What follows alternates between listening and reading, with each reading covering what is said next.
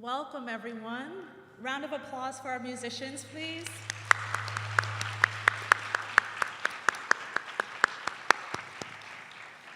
Wonderful. Good evening, everyone.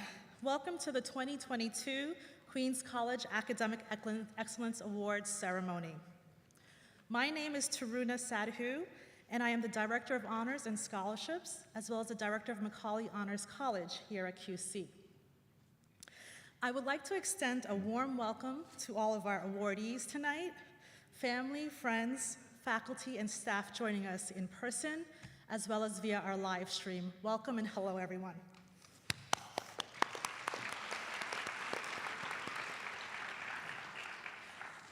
As you probably know, there are a couple of housekeeping items I'm gonna have to mention before we begin, just for all of our safety and just as an FYI. So for your safety, the theater has emergency exits located in the rear of the theater behind you and along the aisles on each side. Please note which exit is closest to your seat location at this moment. Wonderful. And the second thing I wanted to mention is, unfortunately, due to a last-minute emergency this morning, our American Sign Language interpreter will not be able to join us this evening. Our deepest apologies for any inconvenience that this may cause.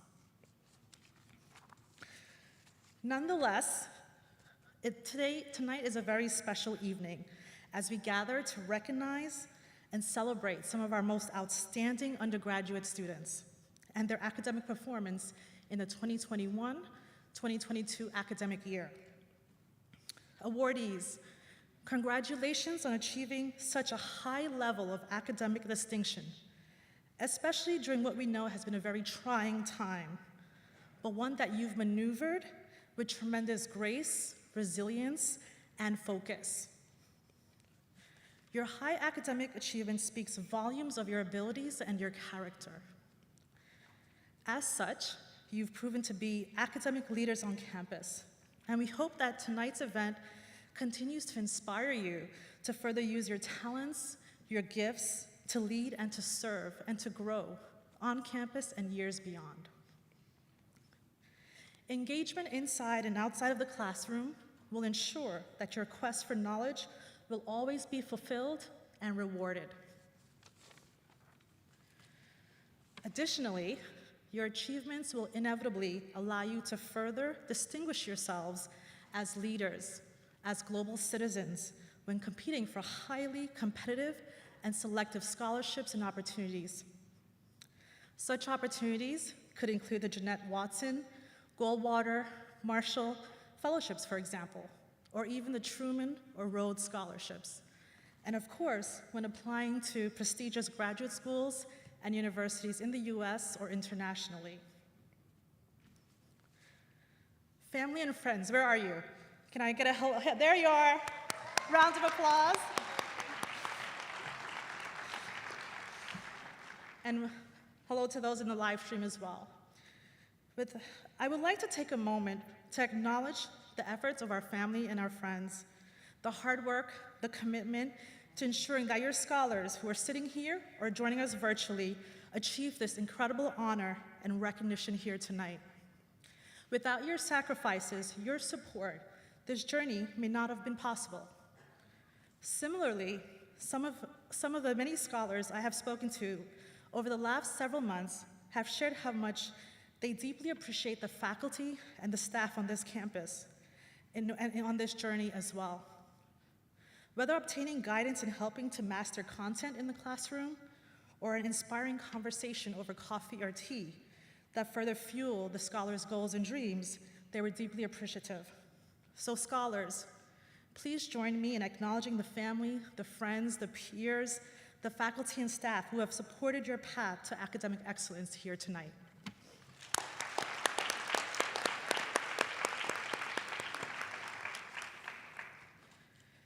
Speaking of dedicated and committed advocates for students, besides me is our exemplary panel, which includes members of our senior leadership and team on campus. They are just as honored as I am this evening to celebrate you and your families. So starting left to right is Natalia Holtzman, the Associate Provost of Innovation and Student Success. There's Jennifer Jarvis, our VP of Student Affairs and Enrollment Management. And of course, Dr. Frank Wu, the college president. And of course, tonight, I'm so honored to welcome our guest as well, our distinguished alumna and keynote speaker tonight, Frida Johnson.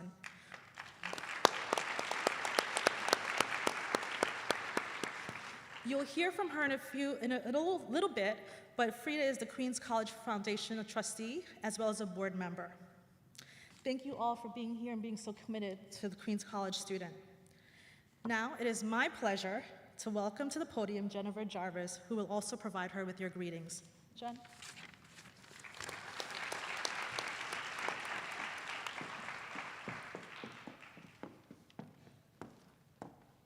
Thank you, Taruna. I thank you all. Good evening. I am Jennifer Jarvis, the Vice President for Student Affairs and Enrollment Management. Tonight, it is my honor. Actually, it's really my privilege to welcome you to this year's Academic Excellence Award ceremony. For me, this program serves many purposes. It is an occasion when QC faculty and staff make a conscious effort to acknowledge and celebrate you for your academic achievements. It is also an occasion where your peers, your family, friends begin to understand the success you have achieved, and is basically due to this visual presentation tonight. But truly, and most importantly for me, I hope this is an opportunity that you, a QC scholar, takes an opportunity to be reflective. Take that moment to say, I got this. Not only do I have this, I can do this, I continue to do this, and I really want this. So with all of that said, who are we honoring here tonight? Tonight, the Queens College Academic Excellence Awards ceremony takes place in the fall semester and recognizes undergraduate students for their prior academic year's Dean's List. In order to be eligible for this ceremony, full-time students must have a Dean's List for both the fall and spring semester for the said academic year. Part-time students who have achieved a minimum GPA of a 3.5 in 2 consecutive fall and spring semester with a minimum of 12 letter credits combined will also be honored. Special honors goes to the students who have accumulated a 3.75 to a 3.8. I'm going to say this one more time. Special honors will go to students who have a cumulative GPA of a 3.7 to a 3.899, and they are celebrated as Provost Scholars. Students who have a cumulative GPA of a 3.9 to a 4.0, I'm going to say that one more time. A student that has a 3.9 to a 4.0 will be celebrated as Presidential Scholars. If I could please ask the faculty and the staff to join me in actually doing a round of applause for our scholars here this evening.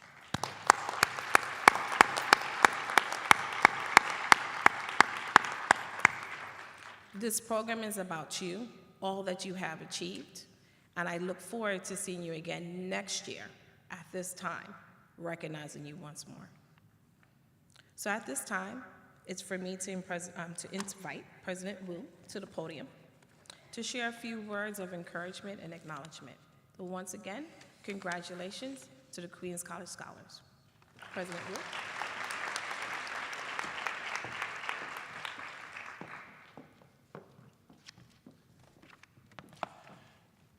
Thank you. I didn't realize that Vice President Jarvis was so short, but as I raised the microphone, I realized that. Thank you, Vice President Jarvis. Good evening and welcome, friends. Inclusion is so important on this campus, and I just want to echo what was said, that our sign language interpreter, due to a last-minute issue that arose, is unable to be here. So in lieu of that, and I know it just doesn't make up, I'll just say a sentence or two for our friends who are here or watching the streaming version and rely on American Sign Language.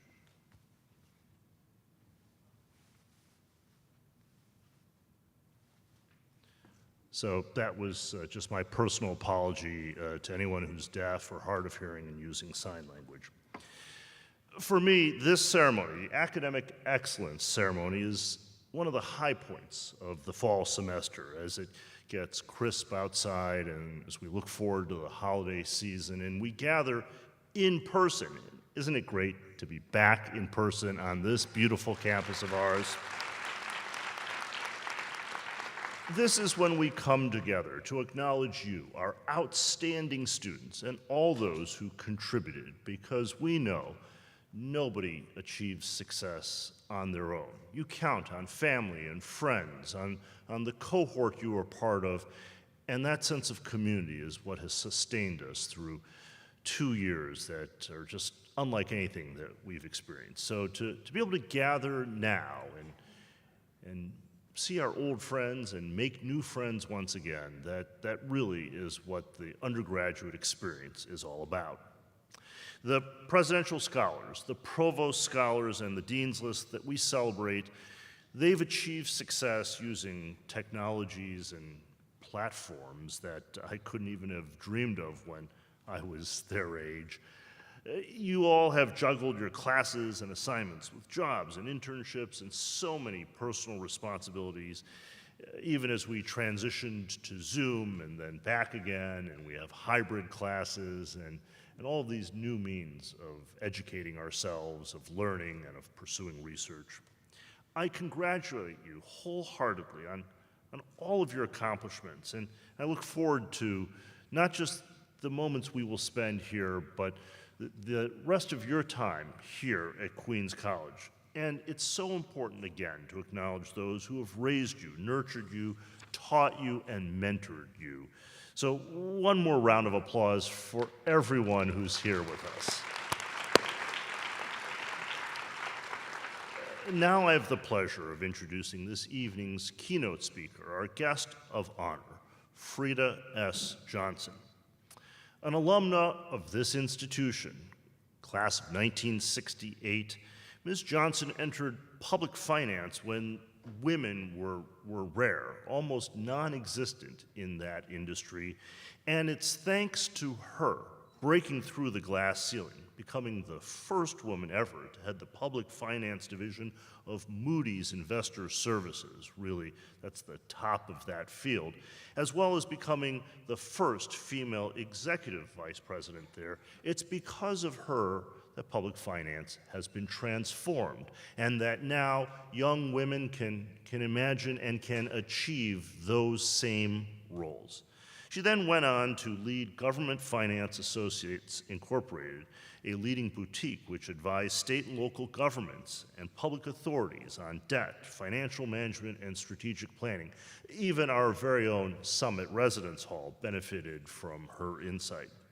As a proud alumna of this institution, Ms. Johnson serves in so many leadership capacities. This is someone who is called upon, who is tapped because they know she is responsible, she has vision, and she can motivate others to join with her. And that includes our own foundation, which last year raised a record $17 million to benefit all of you, all of us. Frida, you are a role model for students who are climbing the ladder with the same determination, with the same talent, and with the same aspirations. It is my profound honor, then, to present to Frida S. Johnson the highest administrative honor within my power to confer here at Queens College, the President's Medal. She'll say a few words, but join me in applauding Frida Johnson as she receives the President's Medal. Frida?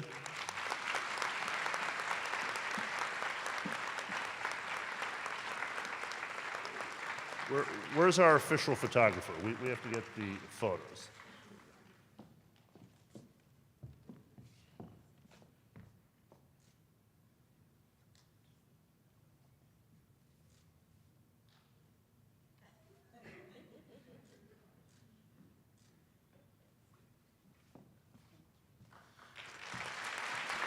Before Frida speaks, one last note.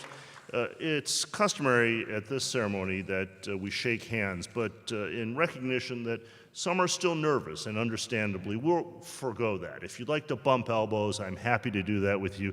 And please, don't hesitate to put a mask on if you wish to do so, or if you wish for us to be masked.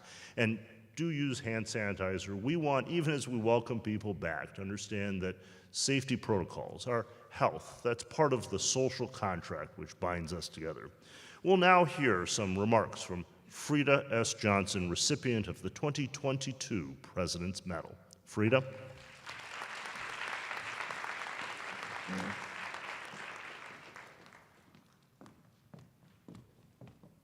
Thank you, Frank, for that lovely and generous introduction. I appreciate it.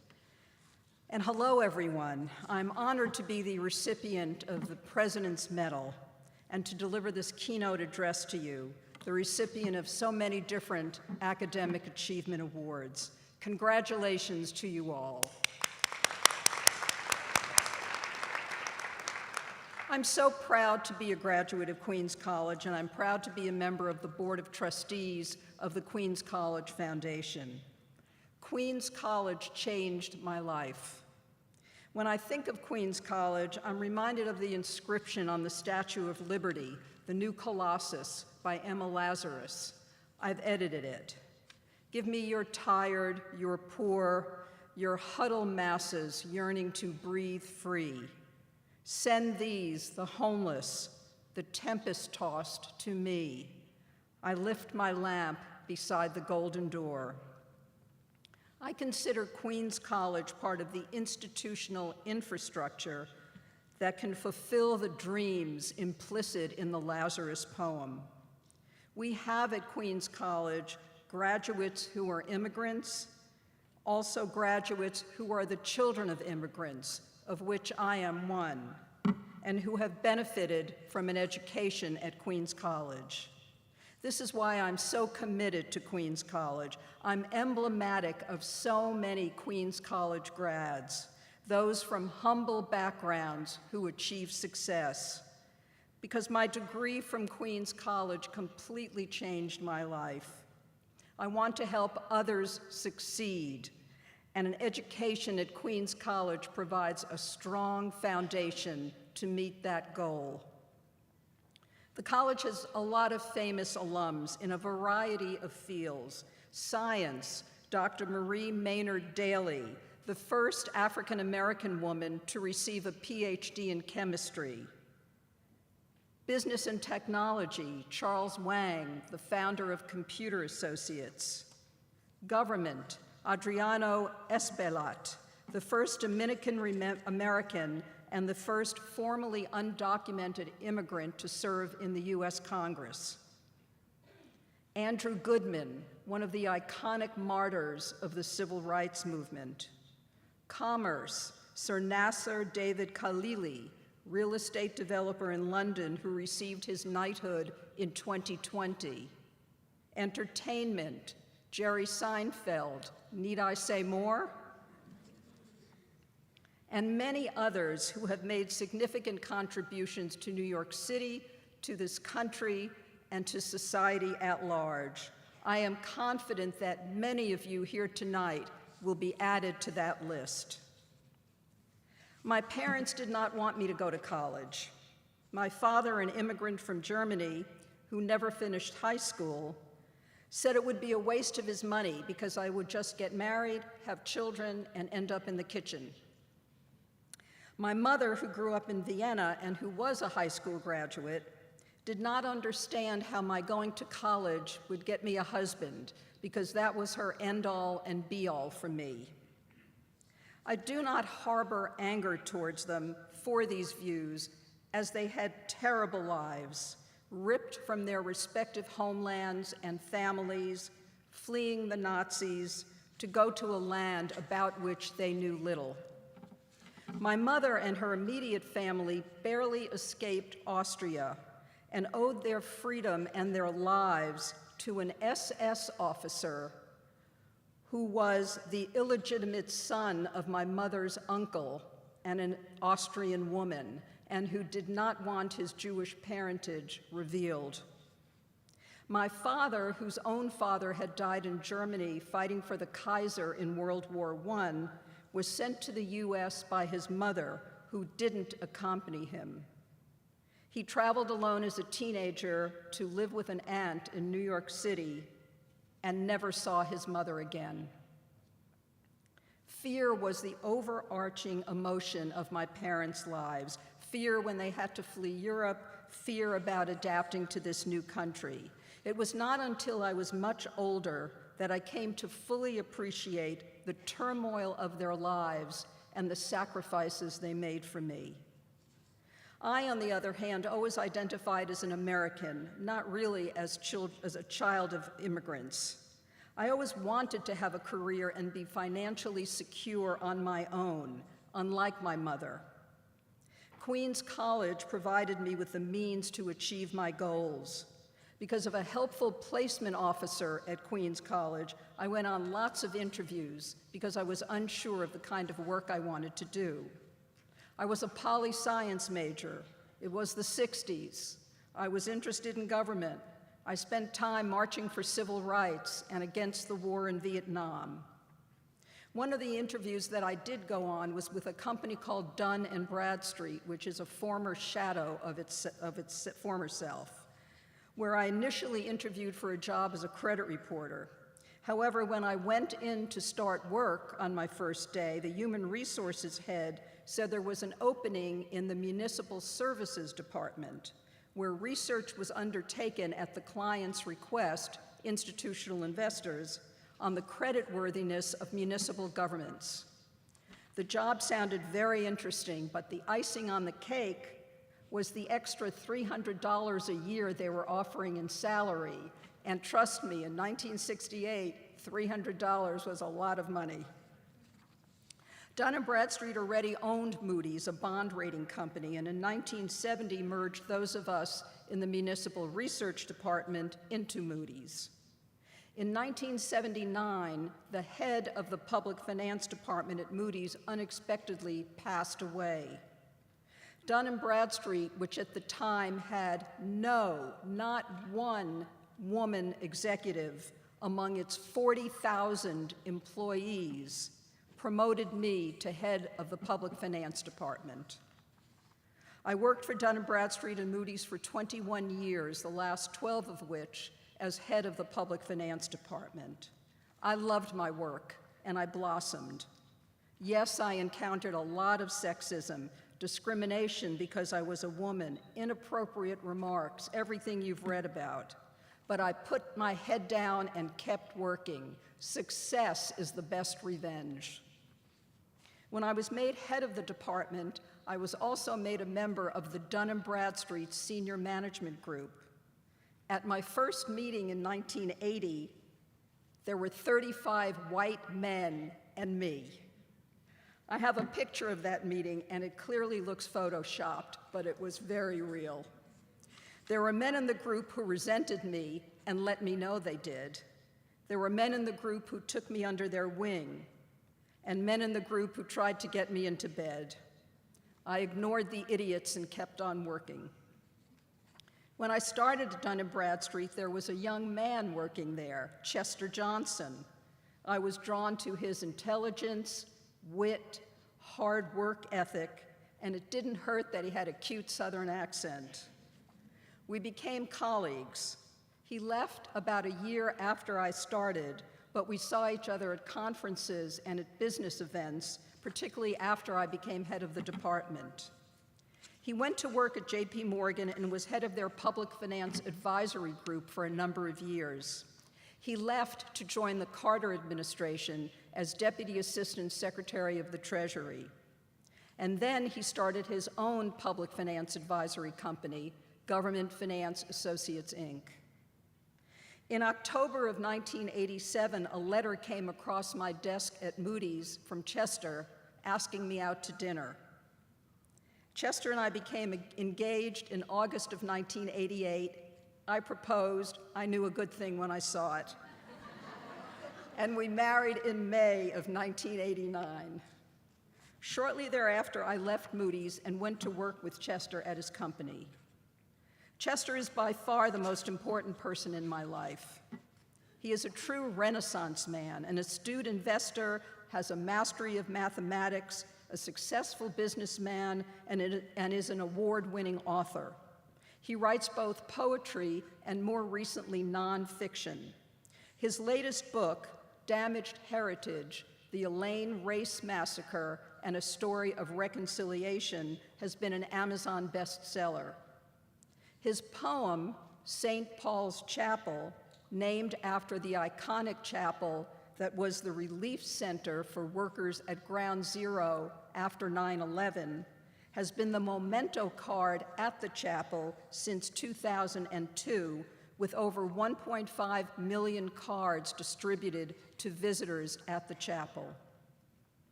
He is the love of my life and the most remarkable man I've ever met. We retired in 2011, at which time a public finance industry-wide award was created in my name by the Bond Buyer, the industry's daily newspaper, and Northeast Women in Public Finance, an organization for professional women in the public finance industry. The award is given annually to 2 women in the public finance industry, one in the public sector and one in the private sector. When selecting the recipients, we always look for women who have a strong commitment to mentoring other women, as mentoring younger women in the industry has always been important to me. I am the first member of my immediate family to go to college. I feel I represent the Queens College student of yesterday as well as today. I'm emblematic of what it can mean to have a Queens College education. We are seekers, and we want a better life than our parents had. Our accomplishments are our own. We have no safety net other than the one we create for ourselves. I owe an enormous debt of gratitude to Queens College, which provided me with an entree into society and gave me the foundation to create the life of which I had always dreamed. I wish you all much success and happiness in your lives as you move forward. And once again, congratulations to you all. Thank you.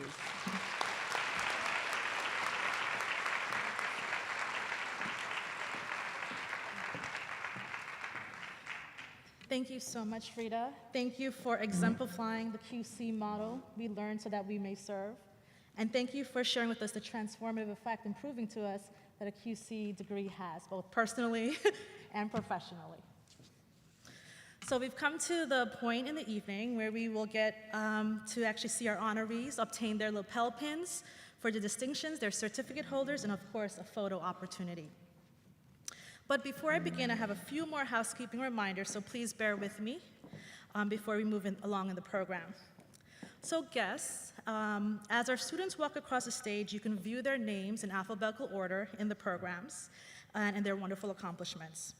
Also, names will be scrolling on the screen behind me in alphabetical order. For those in the live stream, the names can be found in the electronic program and document. Students, or awardees and scholars, upon crossing the stage, please kindly return to your seats until all of the awardees have crossed the stage. Your certificates will actually be able to be picked up tonight in the music building during the time of our reception. Families and friends, just a reminder, please remain seated and out of the aisles for all of our safety until the end of the event. Okay, so now the fun part. We will begin by first honoring our presidential scholars. Again, these are students who have maintained a cumulative GPA of a 3.9 to a 4.0. So our presidential scholars who are sitting on my left, please rise, and starting with the back row, please walk against the wall on the left side and come up to Anne Marie. Please provide her your cards, and then you'll be able to cross the stage.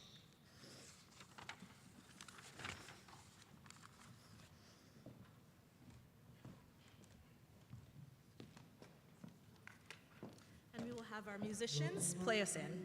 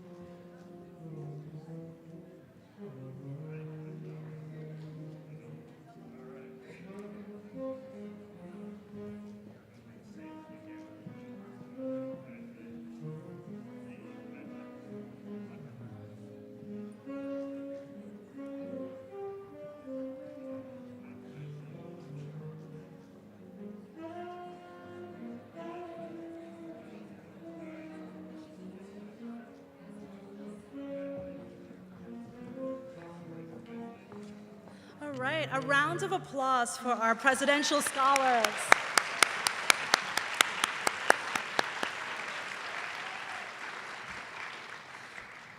So next, we will honor our Provost Scholars. Provost Scholars are students who have maintained a cumulative GPA of a 3.75 to a 3.89. So I would like to ask our Provost Scholars in the middle row, please exit your seats proceeding down with the last row first, around to the left wall and straight down to Anne Marie with your cards.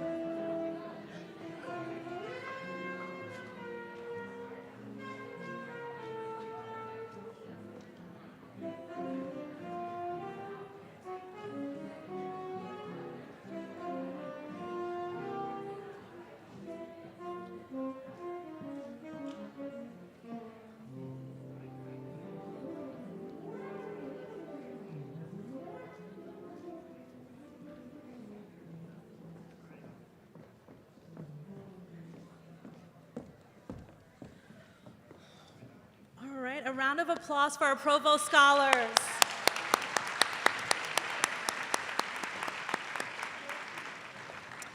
Okay, next, we will honor our Dean's List Scholars. These are students who have achieved at least a 3.5 GPA over the fall and spring of last academic year. So, for my Dean's List of Scholars, please rise, and starting with the last row, if you could join us on the back wall to the left and provide Anne-Marie your cards.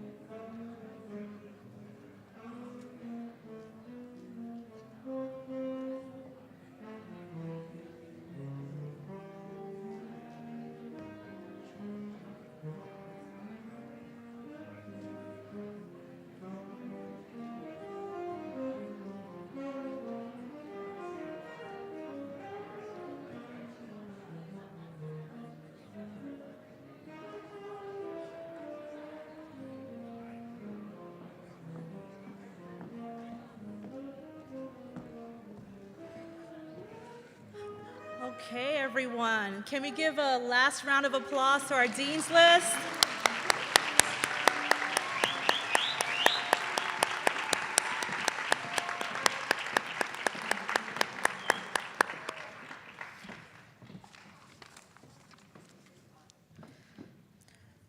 So just because we probably haven't done many of these over the last 2.5 years, I'm going to ask for one more round of applause for all of our scholars.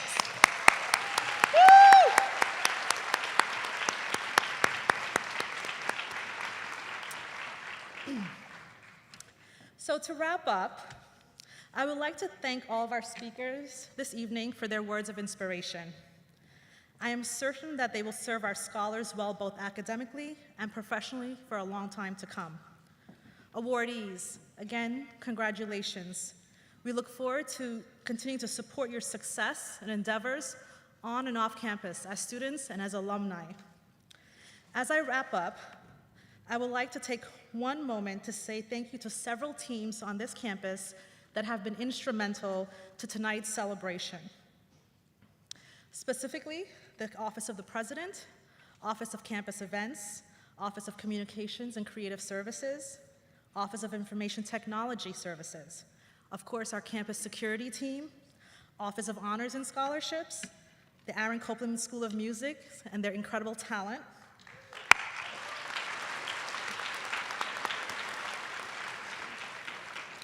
our student and staff volunteers who have given up their time to wear the red t-shirts and help with tonight's event. And of course, the Kupferberg Center, this beautiful venue of ours to celebrate tonight.